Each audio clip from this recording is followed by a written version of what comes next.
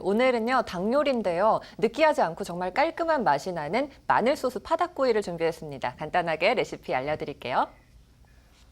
먼저 닭고기는요, 전분가루에 버무려서 노릇노릇하게 중불에서 구워주면 됩니다. 그런 다음에 이 소스가 필요한데요. 마늘과 청양고추, 설탕, 진간장 등이 들어간 소스를 잘 섞은 다음에 중불에서 3, 4분 정도 끓여주면 됩니다. 준비한 닭에 이 소스를 붓고요. 대파를 채 썰어서 같이 곁들여 먹으면 맛있는 마늘 소스 파닭구이가 완성이 됩니다. 이렇게 닭 요리를 말씀드렸는데요. 김인수 원장님, 마늘은 보양 효과가 참 뛰어나다고 들었는데요. 구체적으로 어떤 효과가 있나요? 네, 예전부터 우리 선조들은 마늘을 강정작용이 강하다고 해서 많이 섭취를 했는데요. 마늘은 냄새 빼고는 100가지가 이롭다고 해서 일회백리라고도 불렀습니다.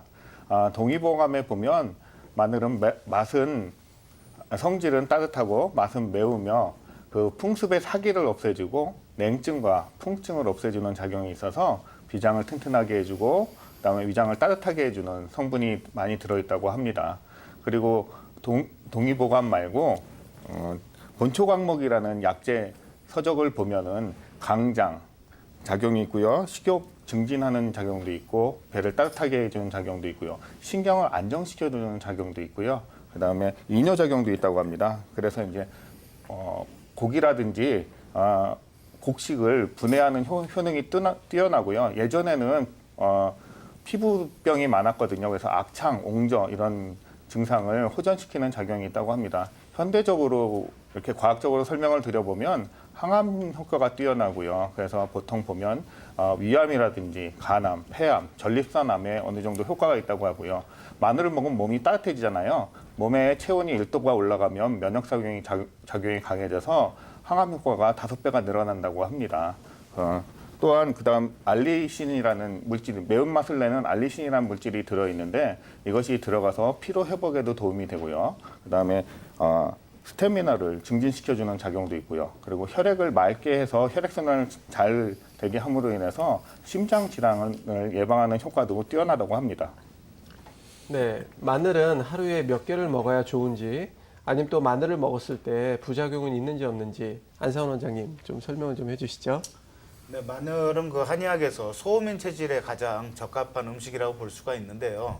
소음인 체질들은 항상 그 추위를 많이 타고 아랫배가 차고 손발이 냉한 그런 어떤 그 조금 왜소한 체질분들이죠.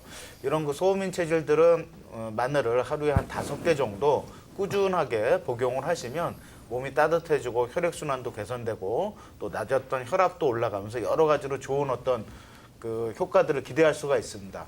다만 마늘 자체가 성질이 상당히 뜨겁기 때문에 열이 많은 소양인이나 또는 태음인 중에서도 열태음인들은 마늘을 복용하실 때 하루에 하나 정도를 복용하시는 게 어떨까라고 생각이 되고요.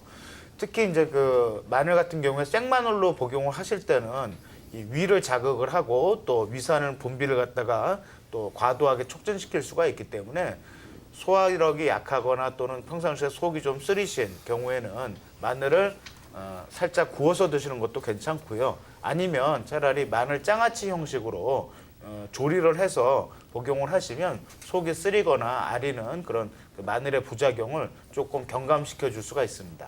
네, 알겠습니다.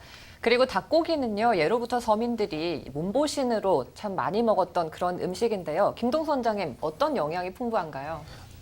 여름에 보양식 하면 많은 분들이 이제 삼계탕을 떠올릴 정도로 이제 그 닭고기는 흡수도 잘 되고 영양적으로 풍부한 음식인데요. 동의보감에서는 이제 닭고기는 따뜻하고 독이 없으며 맛은 달달하고 했습니다. 그래서 이제 그런 작용으로 오장육부를 보하고 골수를 보충한다라고 이제 되어 있는데요.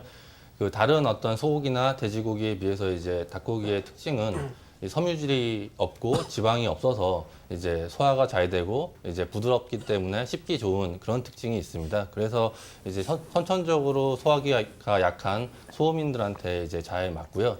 반대로 열이 많은 소양인들 같은 경우에는 너무 자주 드시지 않는 게 좋습니다. 그리고 또 드시지 말아야 될 분들 같은 경우에는 뭐 아토피나 알러지 피부염이 있거나 아니면 각종 염증성 질환이 있는 분들은 좀 더 그런 질환들이 심해질 수 있기 때문에 조심하시는 게 좋습니다. 예, 파는 모든 음식에 들어가고 자주 먹게 되는 만큼 우리가 자주 접하게 되는데요. 파는 어떤 이로운 점이 있는지 자세히 좀 알려주시죠, 임창남 원장님. 예, 파 같은 경우는 일단 양념이 굉장히 많이 들어가서 굉장히 친숙한 그런 식재료로 알려져 있는데요. 그 한의학적인 본초서에 보면은 이게 총백이라는 한약으로 당당하게 등록이 되어 있습니다. 총백의 효능은 예로부터 발한 해표한다는 작용이 있고 또 해독 작용이 있다고 알려져 있는데요. 여기서 말하는 발한 해표라는 게 쉽게 얘기하면은 좀 으슬으슬한 오한이라든가 발열, 기침과 같은 그런 감기 증상을 얘기합니다. 그런 표 쪽, 바깥쪽에서 들어오는 차가운 기운들을 몰아내는 그런 효과를 가지고 있다고 알려져 있고 또 말을 하는 해독이라는 효과는 요즘 말로 바꾸면은 콜레스테롤 수치를 낮춰서 혈행을 개선시킬 수 있는 그런 효과를 말한다고도 볼 수가 있겠습니다. 또 소화기도 많이 강화를 시켜줄 수가 있어서 예로부터 차가운 기운에 의해서 나는 설사에는 파를 끓여서 그렇게 복약을 시키면은 설사가 멎는 것으로 그렇게 알려져 있고요. 최근 연구되는 거에 따르면은 파에 들어있는 비타민 C의 함량이 무나 혹은 석류보다도 많다고 합니다. 그래서 이거를 많이 복약을 하면 감기를 예방할 수가 있고 방금 전에 나온 얘기지만 이제 마늘과 같은 경우에 그 아린 맛, 매운맛을 내는 알리신이라는 성분이 파에도 들어있기 때문에 면역력을 강화시켜 줄 수 있고 피로를 약화시켜 줄 수 있는 그런 효과를 낼 수 있다고 합니다. 네, 오늘은 마늘 소스 파닭구이에 대해서 알려드렸는데요. 5월 달에는 가정의 달인 만큼 먹을거리가 풍부해지잖아요. 네. 그때 파닭구이를 만들어서 가족끼리 오손도손 나눠서 드시면 좋지 않을까 생각이 됩니다.